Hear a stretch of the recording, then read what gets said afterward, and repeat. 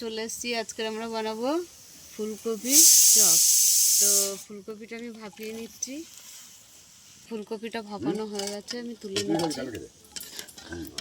তো কড়াইতে তেল দিয়ে দিচ্ছি, শুকনো লঙ্কা দিয়ে দিলাম, গোটা জিরে দিয়ে দিলাম, ফুলকপিটা দিয়ে দিলাম, 1 চামচ আদা রসুন কাঁচা লঙ্কা বাটা দিয়ে দিলাম। ফুলকপিটা ভাজা ভাজা হয়ে গেছে। টমেটো দিয়ে দিলাম, স্বাদ মতো নুন দিয়ে দিলাম, জিরে পাউডার দিয়ে দিলাম, ধনে পাউডার দিয়ে দিলাম। টক হয়নি, খাবো।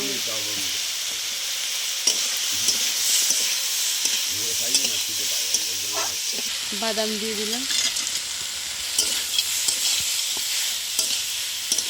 আর মশলা দিয়ে দিলাম, ধনে পাতা দিয়ে দিলাম, ডিম ভেঙে দিয়ে দিচ্ছি,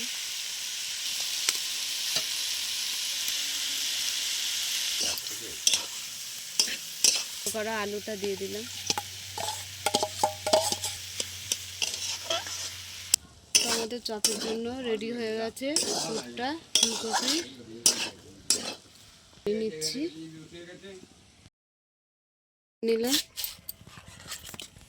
কালো জিরে দিয়ে দিলাম, জোয়ান দিয়ে দিলাম, স্বাদ মতো নুন দিয়ে দিলাম, দিয়ে দিচ্ছি,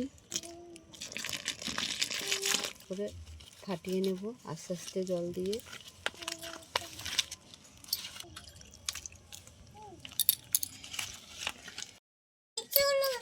তো এখানে আমি চপ বানাবার জন্য ব্যাটারটা তৈরি করে নিয়েছি, এটা বসিয়ে দিয়েছি, তেল দিয়ে দিলাম। এটা ফুলকপি আলু ডিম আমরা এইভাবে চপের আকার করে নিচ্ছি। আমাদের তেলটা গরম হয়ে গেছে, এবার আমরা চপগুলো বানিয়ে নেব। একটা করেই ভেজে নিচ্ছি, তুলে নিলাম।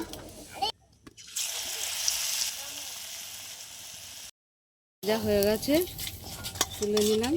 ফুলকপির চপ হয়ে গেছে, তার সঙ্গে স্যালাড আছে। তা তোমাদের কেমন লাগলো বলো, ভালো লাগলে লাইক করে দেবে, শেয়ার করে দেবে, কমেন্ট করে দেবে, ফেসবুকে শেয়ার, ফেসবুক থেকে দেখলে ফলো করে দেবে, ইউটিউব থেকে দেখলে পরে সাবস্ক্রাইব করে আমাদের পাশে থাকবেন বন্ধু হয়ে। টাটা।